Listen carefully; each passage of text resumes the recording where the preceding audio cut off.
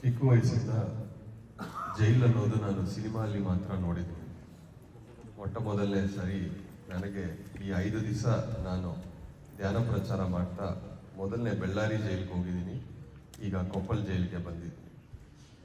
Jail ಅನ್ನೋದು ಹೆಂಗಿರುತ್ತೆ, ಒಳಗೆ ಏನಿರುತ್ತೆ ನನಗೇನು ಗೊತ್ತಿಲ್ಲ. ಆದರೆ ಅನುಭವ ಬೇಕು. ನಾವೆಲ್ಲ ಯಾರು?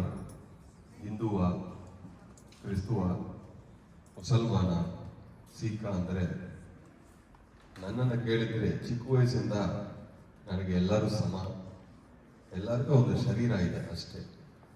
ಈ ಭಾವನೆಗಳು, ಭೇದಗಳು, ಕುಲಗಳು ಯಾವುದೂ ನನಗೆ ಇಷ್ಟ ಆಗಲ್ಲ. ಪ್ರತಿಯೊಬ್ಬರು ಯಾರು ಅಂತ ನನ್ನ ಚಿಕ್ಕ ವಯಸ್ಸಲ್ಲಿ ಕೇಳಿದರೆ ಪ್ರತಿಯೊಬ್ಬರು ಮನುಷ್ಯ ಅಂತೆ. ನಾನು ಹುಟ್ಟಿರೋದು ಹಿಂದೂ ಮತದಲ್ಲಿ, ಓದಿರೋದು ಕ್ರಿಸ್ತುವ ಸ್ಕೂಲಲ್ಲಿ, ನನ್ನ ಫ್ರೆಂಡ್ಸ್ಗಳು ಮುಸಲ್ಮಾನ್. ಎಲ್ಲರ ಜೊತೆ ನಾನು ಹಾಯಾಗಿ ಓಡಾಡ್ತಾ ಇದ್ದೀನಿ. ನಮ್ಮ ಅಪ್ಪ ಅವ್ರಿಗೆ ನಾನು ಹಿಂದೂವೇ ಆಗಿರಬೇಕು, ಗಣೇಶನೇ ಪ್ರಾರ್ಥನೆ ಮಾಡಬೇಕಂದ್ರೆ ನಾನು ಒಂದು ಸಾಯಿಬಾಬಾ ಫೋಟೋ, ಒಂದು ಜೀಸಸ್ ಫೋಟೋ ಮನೆಯಲ್ಲಿ ಇಟ್ಟು ಅವರನ್ನು ಪ್ರಾರ್ಥನೆ ಮಾಡಿದ್ದೆ. ಯಾಕಂದ್ರೆ ನನಗೆ ಚಿಕ್ಕ ವಯಸ್ಸಿಂದ ಎಲ್ಲರೂ ಸಮ ಅನ್ನೋದು ಜಾಸ್ತಿ ಇತ್ತು. ದೇಶಭಕ್ತ ನಾನು. ಪೊಲೀಸ್ ಇಲ್ಲಾಂದ್ರೆ ಮಿಲಿಟರಿ ಆಗಬೇಕು ಅಂತ ಚಿಕ್ಕ ವಯಸ್ಸಲ್ಲಿ ತುಂಬಾ ಇತ್ತು ನನಗೆ. ತುಂಬಾ ದೇಶವನ್ನು ಪ್ರೀತಿ ಮಾಡ್ತೀನಿ ನಾನು. ಹಾಗಾಗಿ ಸುಮಾರು ಎಷ್ಟೋ ದೇಶಗಳು ನಾನು ಓಡಾಡಿ ಬಂದಿದ್ದೀನಿ. IT ಇಂಜಿನಿಯರ್ ಆಗಿ ಕೆಲಸ ಮಾಡ್ತಾ ಎಲ್ಲಿ ಹೋದ್ರೂ ನಮ್ಮ ಭಾರತ ದೇಶ ಟಾಪ್ ಅನ್ನೋದು ನನಗೆ ಯಾವಾಗಲೂ ಅನಿಸ್ತಾ ಇರುತ್ತೆ.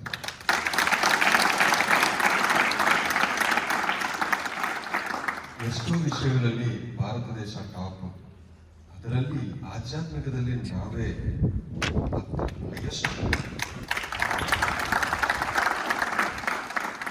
ಹಿಮಾಲಯ ಪರ್ವತದಲ್ಲಿ ಎಷ್ಟು ಯೋಗಿಗಳು, ಧ್ಯಾನಿಗಳು ಎಷ್ಟೋ ಧ್ಯಾನ ಮಾಡಿ ಮಾಡಿ ಮಾಡಿ ಆ ಪರ್ವತ ಹತ್ರ ಹೋಗಿದ್ರೇನೆ ಧ್ಯಾನಕ್ಕೆ ಹೋಗ್ಬಿಡ್ತಾರೆ.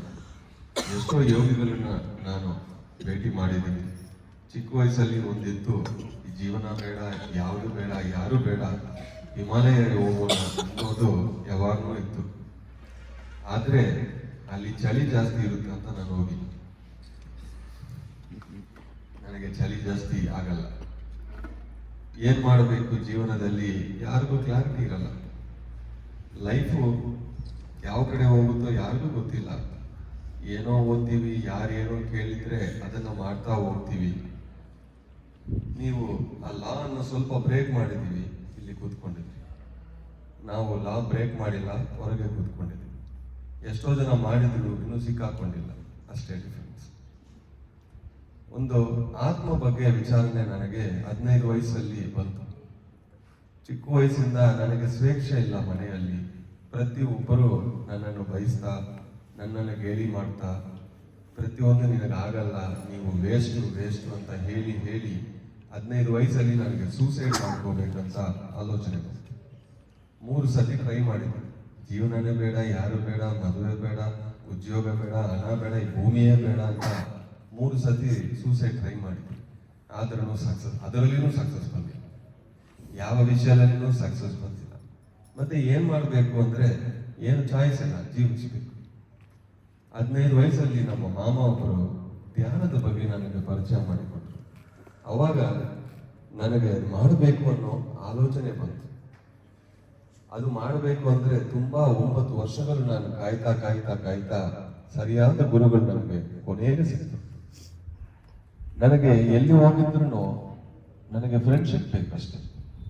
ನನಗೆ ದೊಡ್ಡವರು, ಚಿಕ್ಕವರು, ಈ ಭೇದ ಭಾವಗಳು ಬೇಡ, ಎಲ್ಲ ಸಮ. ನನಗೆ ಫ್ರೆಂಡ್ಶಿಪ್ ಬೇಕು. ಅಂತ ಒಂದು ಫ್ರೆಂಡ್ಶಿಪ್ ನನಗೆ ನಮ್ಮ ಗುರುಗಳು ಫಸ್ಟ್ ಟೈಮ್ ಹೇಳಿದ್ರು, ನಾನು ನಿಮ್ಮ ಗುರು ಅಲ್ಲ, ನಾನು ನಿಮ್ಮ ಸ್ನೇಹಿತ ಅಂತ. ಒಬ್ಬರು ಸ್ನೇಹಿತವಾಗಿದ್ರೆ ಅವ್ರ ಹತ್ರ ಹಾಯಾಗಿ ಮಾತಾಡ್ಕೋಬಹುದು. ಇಲ್ಲ ಅವರು ಹೈ, ನಾವು ಲೋ ಅಂದ್ರೆ ಮಾತಾಡೋಕೆ ಒಂಥರ ಡಿಫ್ರೆನ್ಸ್ ಬಂದ್ಬಿಡುತ್ತೆ. ಅಲ್ಲಿ ಮಾತಾಡೋಕೆ ಆಗಲ್ಲ. ಈ ಪಿರಮಿಡ್ ಸೊಸೈಟಿ ಅಂತೀವಿ, ಇಲ್ಲಿ ಧ್ಯಾನ ಕೇಂದ್ರಗಳು, ಇಲ್ಲಿ ನನಗೆ ಸುಮಾರು 1 ಲಕ್ಷ ಫ್ರೆಂಡ್ಸ್ ಸಿಕ್ಕರು.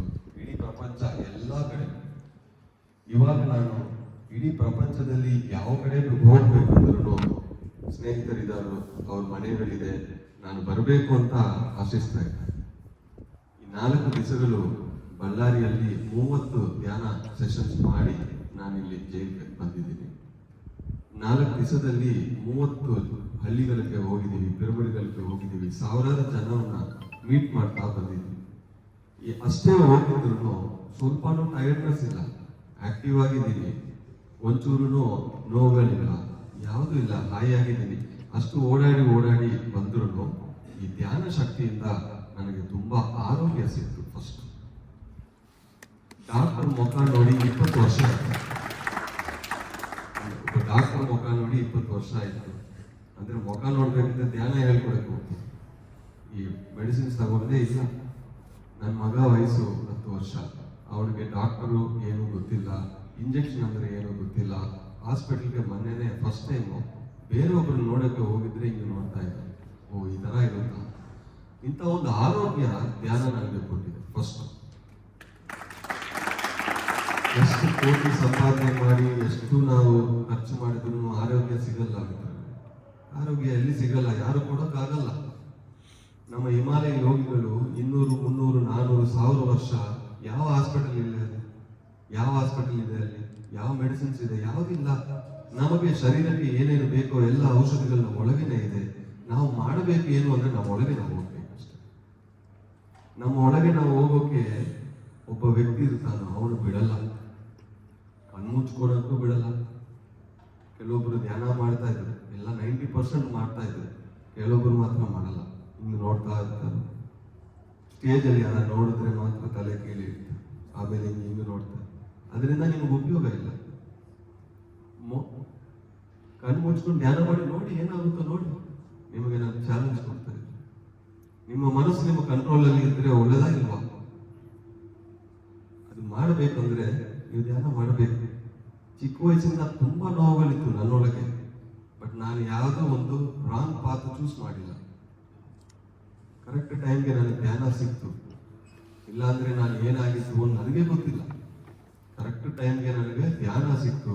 ನನ್ನೊಳಗೆ ಹೋಗಿ ನನ್ನ ಶರೀರ ನಾನು ಚೆನ್ನಾಗಿ ಮಾಡ್ಕೊಂಡಿದ್ದೀನಿ, ನನ್ನ ಭಾವನೆಗಳು ನಾನು ಚೆನ್ನಾಗಿ ಮಾಡ್ಕೊಂಡಿದ್ದೀನಿ, ನನ್ನ ಮನಸ್ಸನ್ನು ನಾನು ಪರಿವರ್ತನೆ ಮಾಡಿಕೊಂಡು, ಇಲ್ಲ ನಾನು ಒಳ್ಳೆಯವನೇ, ನನ್ನ ಹತ್ರನೂ ಪ್ರತಿಯೊಂದು ಸಾಧ್ಯ ಆಗುತ್ತದೆ, ನಾನು ಪ್ರಪಂಚಕ್ಕೆ ತೋರಿಸ್ತೀನಿ ಅಂತ ಇವತ್ತು ನನ್ನ ಮುಖ್ಯ ಅತಿಥಿಯಾಗಿ ಅಲ್ಲಿ ಕರ್ತಿದ್ರು. ಎಂತ ಒಂದು ಲೈಫ್ ಇಂದ ಟ್ರಾನ್ಸ್ಫಾರ್ಮ್ ಆಗಿ ನಾನು ಇಲ್ಲಿ ಬಂದಿದ್ದೀನಿ. ಇದು ನನ್ನ ಅಚೀವ್ಮೆಂಟ್ ಅಂತ ನಾನು ಅನ್ಕೊಳ್ತೀನಿ.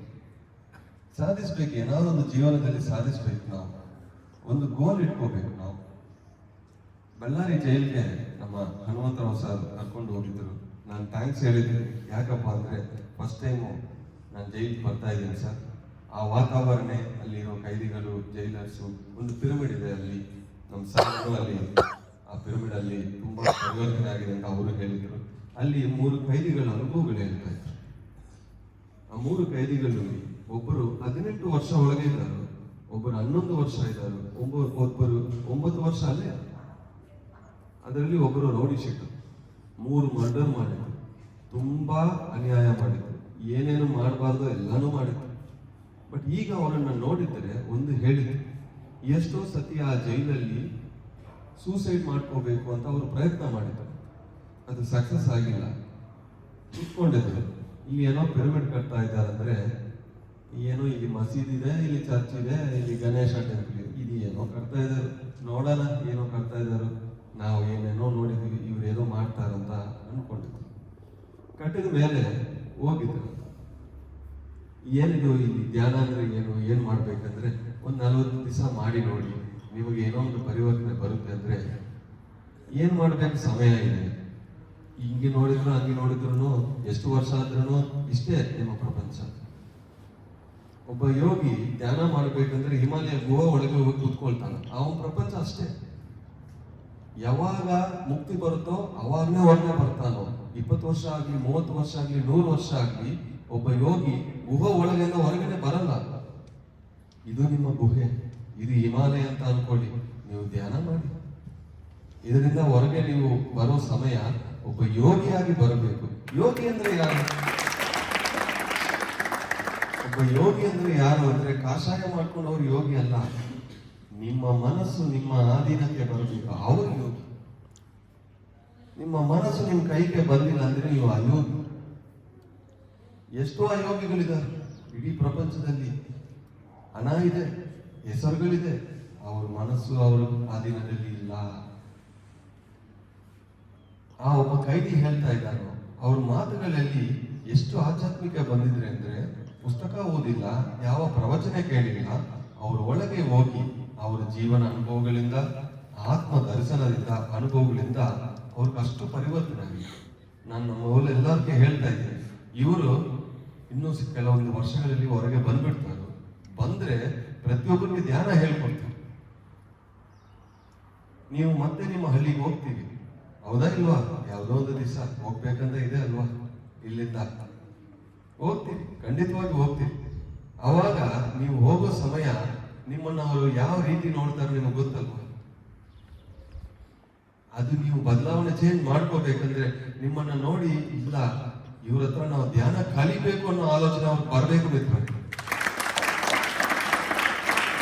ಇವನು ಮತ್ತೆ ಬಂದ್ಬಿಟ್ಟಾನೋ, ಮತ್ತೆ ಏನು ಮಾಡ್ತಾನೋ ಅನ್ನೋ ಮಾತುಗಳು ಬರಬಾರದು.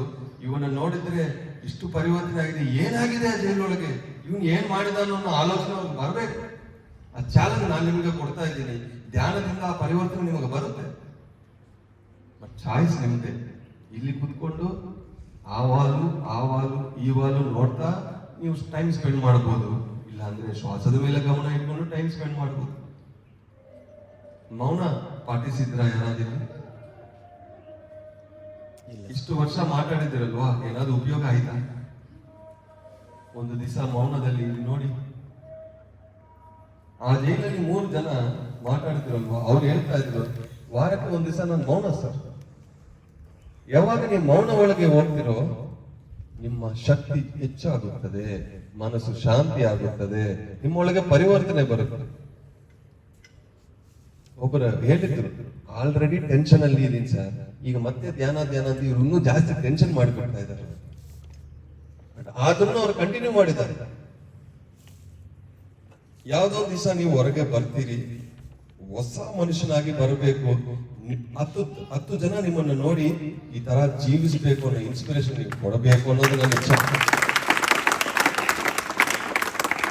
ಇಲ್ಲ ಅಂದ್ರೆ ಒಬ್ಬರು ಹೇಳಿದ್ರು, ಸ್ವಲ್ಪ ದಿವಸ ಧ್ಯಾನ ಮಾಡಿದ್ರು, ಬೈಲಲ್ಲಿ ಹೊರಗೆ ಹೋಗಿದ್ರು, ಮತ್ತೆ ತಪ್ಪು ಮಾಡಿ ಮತ್ತೆ ಬಂದ್ರು.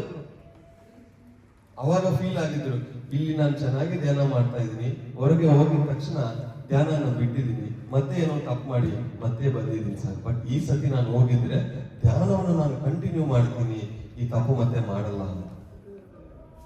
ಒಬ್ಬರಿಗೆ 10 ವರ್ಷ ಜೈಲು ಶಿಕ್ಷೆ ಇತ್ತು, ಅವ್ರು ಧ್ಯಾನ ಮಾಡಿ ಏನೋ ಮಿರಾಕಲ್ ಆಯ್ತು. ಆ ಒಂದು ಟೈಮು ಕಡಿಮೆ ಆಗಿ ಅವ್ರು ರಿಲೀಸ್ ಆಗಿದ್ರು. ಮಿರಾಕಲ್ಸ್ ಆಗಿದೆ. ಈಗ ಅವ್ರ ಪಿರಮಿಡ್ ಕಟ್ಟಿದ್ದಾರೆ. ಆ ಊರಲ್ಲಿ ಅವ್ರಿಗೆ ಎಷ್ಟು ರೆಸ್ಪೆಕ್ಟ್ ಇದೆ ಅಂದ್ರೆ, ಈಗ ಎಲ್ಲರೂ ಅವ್ರ ಹತ್ರ ಹೋಗಿ ನಮಗೂ ಧ್ಯಾನ ಹೇಳ್ಕೊಡ್ರಿ ಅಂತ ಕೇಳ್ತಾ ಇದ್ದಾರೆ. ಆ ಜೀವನ ಬೇಕಾ? ಇಲ್ಲ ಅಂದ್ರೆ ಯಾಕೆ ಮತ್ತೆ ಇವನು ಬಂದಿದ ನನ್ನ ಜೀವನ ಬೇಕಾ? ಚಾಯ್ಸ್ ನಿಮ್ಮ ಹತ್ರ. ಏನ್ ಬೇಕು ನಿಮ್ಮ ಹತ್ರ ಇದೆ. ಏನಾಗಿದೆ ಅದನ್ನ ಮರ್ತ್ಬಿಡಿ, ಅದರಿಂದ ಉಪಯೋಗ ಇಲ್ಲ. ಅದು ನೆನಪಿಗೆ ಬರ್ತಾ ಇರುತ್ತಲ್ವಾ, ಮತ್ತೆ ಮತ್ತೆ ಆ ಭಾವನೆಗಳು ಡಿಸ್ಟರ್ಬ್ ಆಗ್ತಾ ಇರುತ್ತಲ್ವಾ, ಮತ್ತೆ ಇದರಿಂದ ಯಾವಾಗವರೆಗೆ ಬರುತ್ತೆ? ಇದರಿಂದ ಪರಿವರ್ತನೆ ಯಾವಾಗ ಬರುತ್ತೆ? 4 ಮಾತುಗಳು ಕೇಳಿದ್ರೆ ಬರಲ್ಲ, 4 ಜನ ನೋಡಿದ್ರೆ ಬರಲ್ಲ. ಈಗ 40 ದಿವಸ ಆಯ್ತು, ನಾಳೆಯಿಂದ ಏನ್ ಮಾಡ್ತೀರಿ? ಆಯ್ತಪ್ಪ ಪ್ರೋಗ್ರಾಮ್ ಅಂತ ರಿಲ್ಯಾಕ್ಸ್ ಆಗ್ತೀರಾ? ಇಲ್ಲ, ಏನೋ ಸಿಕ್ತು ಟ್ರೈ ಮಾಡೋಣ, ಒಂದು ಒಳ್ಳೇದಿದೆ, ಅದಕ್ಕೋಸ್ಕರ ನಮ್ಮ ಎಲ್ಲ ಕೆಲಸಗಳನ್ನ ಬಿಟ್ಟು ಸಂಪಾದನೆ ಮಾಡ್ಬೋದಲ್ವ ಇವಾಗ ಎಲ್ಲರೂ. ಎಲ್ಲ ಬಿಟ್ಟು ಯಾಕೆ ನಾವು ಇಲ್ಲಿ ನಿಂತ್ಕೊಂಡಿದ್ದೀವಿ ಮುಂಚೆ ಅಂದ್ರೆ, ಏನೋ ಒಂದು ಫೋಟೋಗೋಸ್ಕರ, ಹೆಸರಿಗೋಸ್ಕರ ಇಲ್ಲ. ನಿಮ್ಮಲ್ಲಿ ಒಬ್ಬರಾದ ಇದನ್ನ ತಗೊಂಡು ಅವ್ರ ಜೀವನದಲ್ಲಿ ಚೇಂಜ್ ಬರುತ್ತೆ ಅನ್ನೋ ಒಂದು ಚಿಕ್ಕ ಆಶೆ. ಏನಾಗಿದೆ ಆಯ್ತು ಬಿಡಿ, ಅದರ ಬಗ್ಗೆ ಚಿಂತಾ ಬೇಡ. ಚಿಕ್ಕ ವಿಷಯನ ದೊಡ್ಡದಾಗಿ ನೋಡ್ಬೋದು, ದೊಡ್ಡ ಸಮಸ್ಯೆಗಳನ್ನು ಚಿಕ್ಕದಾಗಿ ನೋಡ್ಬೋದು. ಅದೆಲ್ಲ ನಮ್ಮ ಮನಸ್ಸೊಳಗೇನೆ. ನೀವು ಚಿಕ್ಕದಾಗಿ ನೋಡ್ತಿರೋ ದೊಡ್ಡದಾಗಿ ನೋಡ್ತಿರೋ ನಿಮ್ಮ ಇಷ್ಟ. ನಾನು ಎಷ್ಟೇ ದೊಡ್ಡ ಸಮಸ್ಯೆ ಬಂದ್ರೂ ಚಿಕ್ಕದಾಗಿ ನೋಡ್ತೀನಿ, ಅದಕ್ಕೆ ಪರಿಹಾರ ನನಗೆ ಸಿಗುತ್ತೆ. ನನ್ನ ಶರೀರ ಚೆನ್ನಾಗಿದೆ, ನನಗೆ ಯಾರ ಮೇಲೆ ಯಾವ ಒಂದು ಭಯ ಇಲ್ಲ, ದ್ವೇಷ ಇಲ್ಲ. ನಿಮ್ಮೊಳಗೆ ನಾನು ರಿಲೀಸ್ ಆಗ್ತೀನಿ, ಅವನ ಕತೆ ನೋಡ್ತೀನಿ ಅಂತ ಇರುತ್ತಲ್ವ ಸ್ವಲ್ಪ ಜನಕ್ಕೆ. ನಾನು ರಿಲೀಸ್ ಆಗಿ ಅವನ ಕತೆ ನೋಡ್ತೀನಿ ಅಂತ, ಅದು ನೀವು ಮಾಡಿದ್ರೆ ಮತ್ತೆ ಇಲ್ಲಿಗೆ ಬರ್ತೀವಿ, ಮತ್ತೆ ಇನ್ನೂ ನೋವು ಜಾಸ್ತಿ ಆಗುತ್ತೆ. ನಾವೆಲ್ಲ ಆತ್ಮಗಳ ಇಲ್ವಾ? ಈ ಆತ್ಮಕ್ಕೆ ಇದು ಸ್ಕೂಲ್. ಈ ಅರ್ಥ ಅನ್ನೋದು, ಭೂಮಿ ಅನ್ನೋದು ಒಂದು ಸ್ಕೂಲ್. ಆ ಒಂದು ಈ ಜನ್ಮದಲ್ಲಿ ಈ ಒಂದು ಪಾಠ ಬೇಕು ಅಂತ ನೀವು ಡಿಸೈಡ್ ಮಾಡ್ಕೊಂಡು ಇಲ್ಲಿದ್ದೀರಿ ಅಷ್ಟೇ. ಅಂತ ಒಂದು ವಿಚಾರಣೆಯಲ್ಲಿ ನೀವು ನೋಡಿದ್ರೆ ಜೀವನ ಸಿಗುತ್ತೆ. ಕೊನೆಗೆ ಒಂದೇ ಒಂದು ಮಾತು ಮತ್ತೆ ನಿಮ್ಗೆ ನೆನಪು ಕೊಡ್ತಾ ಇದ್ದೀನಿ, ಮುಂದೆ ಜೀವನ ಹೆಂಗಿರ್ಬೇಕು ಅನ್ನೋದು ನಿಮ್ ಕೈಯಲ್ಲಿದೆ. ಹಿಂದೆ ಜೀವನ ಆಯ್ತು, ಅದು ನಿಮ್ ಕೈಯಲ್ಲಿ ಇಲ್ಲ, ಅದು ಆಲ್ರೆಡಿ ಕಳೆದೋಯ್ತು, ಫಿನಿಶ್. ಇಲ್ಲಿ ನಾನು ಬಂದ ತಕ್ಷಣ ನೋಡಿದ್ದೀನಿ ಎಲ್ಲ ಅಲ್ಲೆಲ್ಲ ಕುತ್ಕೊಂಡು ಮಾತಾಡ್ತಾ ಇದ್ದೀನಿ. ಯಾರು ಒಂದು ಕಡೆ ಕುತ್ಕೊಂಡು ಧ್ಯಾನ ಮಾಡ್ತಾ ಇದ್ದಾರೆ. ಅದು ನಾಳೆಯಿಂದ ಆಗ್ಬೇಕು, ಅದು ನನ್ನ ಇಚ್ಛೆ. ಅದು ಮತ್ತೆ ಯಾರು ಒಂದು ಫಾಲೋ ಅಪ್ ಮಾಡಲ್ಲ, ಮಾಡಿ ಮಾಡಿ ಅಂತ. ಯಾಕಂದ್ರೆ ಇಡೀ ಪ್ರಪಂಚಕ್ಕೆ ಧ್ಯಾನ ಹೇಳ್ಬೇಕು, ಎಷ್ಟೋ ಜೈಲಿಗೆ ಹೋಗ್ಬೇಕು, ಹೌದಾ? ಒಂದೇ ಜೈಲಲ್ಲಿ ಎಷ್ಟು ದಿವಸ ಮಾಡೋದು? ಇವ್ರು ಪರ್ಮಿಷನ್ ಕೊಟ್ಟರು ನಾವು ಬಂದಿದ್ವಿ. ಈ ತರ ಎಲ್ಲೋ ಎಷ್ಟೆಷ್ಟೋ ಜನಕ್ಕೆ ಧ್ಯಾನ ಬೇಕು, ಶಾಂತಿ ಬೇಕು, ಒಬ್ಬರಾದ್ರೂ ಪರಿವರ್ತನೆ ಬರಬೇಕು ಅನ್ನೋದು ನಮ್ಮ ಚಿಕ್ಕ ಪ್ರಯತ್ನ. ಇದಕ್ಕೆ ಮತ ಇಲ್ಲ, ಕುಲ ಇಲ್ಲ, ಭೇದ ಇಲ್ಲ, ಯಾವುದೂ ಇಲ್ಲ. ಯಾರ್ಯಾರು ಧ್ಯಾನ ಮಾಡ್ಬೋದು ಅಂದ್ರೆ ಶ್ವಾಸ ಇದ್ರೆ ಧ್ಯಾನ ಮಾಡ್ಬೋದು ಅಷ್ಟೇ, ಸಿಂಪಲ್. ಆಯ್ತು ಬಿಡಿ, ಮುಂದೆ ಏನೋ ಅದ್ರ ಬಗ್ಗೆ ಯೋಚನೆ ಮಾಡಿ. ನೀವು ಹೊರಗೆ ಬರೋ ಸಮಯ ಇಲ್ಲಿ ಎಲ್ಲರೂ ಥ್ಯಾಂಕ್ಸ್ ಅಂತ ಹೇಳಿ, ಗುಡ್ ಅಂತ ಹೇಳಿ ನಿಮಗೆ ರಿಮಾರ್ಕ್ ಮಾಡಿ ಕಳಿಸ್ಬೇಕು. ನೀವು ಊರಿಗೆ ನೀವು ಹೋಗಿ ಅಲ್ಲಿ ಅವ್ರ ಮುಂದೆ ನಿಂತ್ಕೋಬೇಕು. ನಿಮ್ಮೊಳಗೆ ಇರೋ ಚೇಂಜಸ್ ನೋಡಿ ನೀವು ಹೊರಗೆ ಯಾರೇ ನೀವು ಬಂದ್ರು ಕೊಪ್ಪಳಲ್ಲಿ ನಮ್ಮ ಮಾಸ್ಟರ್ಸ್ ಕಾಂಟ್ಯಾಕ್ಟ್ ಮಾಡಿ. ನಿಮಗೆ ಧ್ಯಾನ ಕೇಂದ್ರ ಪ್ರಿಪೇರ್ ಮಾಡಿ ರೆಡಿ ಮಾಡಕ್ಕೆ ಎಲ್ಲ ಸಹಕಾರ ನಾವು ಮಾಡ್ತೀವಿ. ಹೊಸ ಮನುಷ್ಯ ಹೊರಗೆ ಬರಬೇಕು, ಹೊಸ ಆತ್ಮ ಇಲ್ಲಿಂದ ಹೊರಗೆ ಬರಬೇಕು. ಅದಕ್ಕೆ ನೀವು ಸಾಧನೆ ಮಾಡಬೇಕು. 24 ಗಂಟೆ ಇದೆ ಅಲ್ವಾ? 24 ಗಂಟೆಯಲ್ಲಿ ಏನ್ ಮಾಡಬೇಕು ನಿಮ್ ಕೈಯಲ್ಲಿ ಇದೆಯಾ ಇಲ್ವಾ? ಬೇರೆ ಏನಾದ್ರು ಇದೆಯಾ ಕೆಲಸ? ಏನಿಲ್ಲ ಅಲ್ವಾ? 24 ಗಂಟೆಯಲ್ಲಿ ಎಷ್ಟು ಗಂಟೆ ನೀವು ಧ್ಯಾನ ಮಾಡ್ಬೋದು ಅಂದ್ರೆ 9 ಗಂಟೆ 8 ಗಂಟೆ ಮಾಡ್ಬೋದು. ಹಿಂಗ್ ಇರ್ತಿರಲ್ವಾ? ನೋಡಿ 8 ಗಂಟೆ ಧ್ಯಾನ ಮಾಡಿ ನೋಡಿ ಏನಾಗುತ್ತೆ. ಚಾಲೆಂಜ್. ಆ 3 ಕೈದಿಗಳು 8 ಗಂಟೆ ಮಾಡ್ತಾ ಇರೋದು. ಒಂದು ಸತಿ ಕುತ್ಕೊಂಡಿದ್ರೆ 8 ಗಂಟೆ ಕಾಲ ಕಣ್ಣೇ ತೆಗಿಯಲ್ಲ. ಯಾರು ಫೋರ್ಸ್ ಮಾಡ್ತಾ ಇಲ್ಲ. ಯಾಕೆ ಅವ್ರು ಮಾಡ್ತಾ ಇದ್ದಾರೆ? ಅವ್ರಿಗೆ ಅದರಲ್ಲಿ ಇಷ್ಟ ಆಯ್ತು, ಅದರಲ್ಲಿ ಏನೋ ಸಿಕ್ತು. ಒಂದೇ ಸತಿ ಈ ಒಂದು ಅವಕಾಶ ಬಂದಿದೆ ನಿಮಗೆ, ಇಷ್ಟೊಂದು ಸಮಯ ಸಿಕ್ಕಿದೆ. ಇಷ್ಟೊಂದು ಸಮಯ ನಮ್ಮ ಹತ್ರನೂ ಇಲ್ಲ. ಇಷ್ಟೊಂದು ಸಮಯ ನೀವು ಏನೇ ಮಾಡಿದ್ರು ಸಮಯ ದಾಟೋಕ್ ಆಗಲ್ಲ ಅಲ್ವಾ? ಇಷ್ಟು ಸಮಯ ಅಂದ್ರೆ ಅಷ್ಟು ಸಮಯ ಇರ್ಲೇಬೇಕು. ಬಟ್ ಆ ಸಮಯ ಒಳಗೆ ಏನ್ ಮಾಡ್ಬೇಕು ಅನ್ನೋದು ನಿಮ್ಮ ಕೈಯಲ್ಲಿದೆ. ಆ ಸಮಯವನ್ನು ವೇಸ್ಟ್ ಮಾಡ್ಕೋಬಹುದು. ಇವ್ರ ಬಗ್ಗೆ ಅವ್ರ ಬಗ್ಗೆ ಮಾತಾಡಿ ಮಾತಾಡಿ ಮಾತಾಡಿ ಮಾತಾಡಿ ಇನ್ನೂ ಈ ಮನಸ್ಸನ್ನು ಕಸ ಮಾಡ್ಕೋಬಹುದು, ಡ್ಯಾಮೇಜ್ ಮಾಡ್ಕೋಬಹುದು. ಇದು ಸರಿ ಇಲ್ಲ ಅಂದ್ರೆ ಶರೀರ ಸರಿ ಇಲ್ಲ, ಸರಿ ಇರಲ್ಲ, ಗೊತ್ತು. ಮನಸ್ಸು ಸರಿ ಇಲ್ಲ ಅಂದ್ರೆ, ಭಾವನೆ ಸರಿ ಇಲ್ಲ ಅಂದ್ರೆ ಬರುತ್ತೆ, ಎಲ್ಲ ವ್ಯಾಧಿಗಳು ಬರುತ್ತೆ. ವ್ಯಾಧಿಗಳಿಂದ ನೀವು ಹೊರಗೆ ಹೋಗ್ತೀರಾ, ಯೋಗಿಗಳಾಗಿ ಹೊರಗೆ ಹೋಗ್ತೀರಾ, ನಿಮ್ಮ ಕೈಯಲ್ಲಿ ನಾನು ಬಿಡ್ತೇನೆ. ಇಷ್ಟೊಂದು ಅವಕಾಶ ಕೊಟ್ಟಿರೋದಕ್ಕೆ ಸರ್ಗೆ, ಎಲ್ಲ ಕೊಪ್ಪಳ ಮೆಡಿಟೇಟರ್ಸು 40 ದಿವಸ ಅವ್ರ ಸಮಯ ಡೈಲಿ ತಗೊಂಡು ಇಲ್ಲಿ ಬಂದು ನಿಮಗೆ ಹೇಳಿಕೊಟ್ರು. ಇಷ್ಟ ಇದೆಯೋ ಇಲ್ವೋ, ಇಲ್ಲಿ ಕುತ್ಕೊಂಡು ಧ್ಯಾನ ಮಾಡಿ ಸ್ಪೀಚ್ಗಳೆಲ್ಲ ಕೇಳುವ ನಿಮ್ಮೆಲ್ಲರಿಗೂ ಅಂಬರೀಶ್ ಪೂಜಾರಿ ಸರ್ ಅವರು ಹಾಗೂ ವೇದಿಕೆ ಮೇಲೆ ಆಶೀನರಾಗಿರ್ತಕ್ಕಂಥ ಎಲ್ಲ ಅತಿಥಿ ಮಹೋದಯರು ಶ್ರೀಯುತರನ್ನು ಸನ್ಮಾನಿಸಿ ಗೌರವಿಸಬೇಕಂತ ಮೂಲಕ ಅವರಲ್ಲಿ ವಿನಂತಿಯನ್ನು ಮಾಡಿಕೊಳ್ತಾ ಇದ್ದೇವೆ.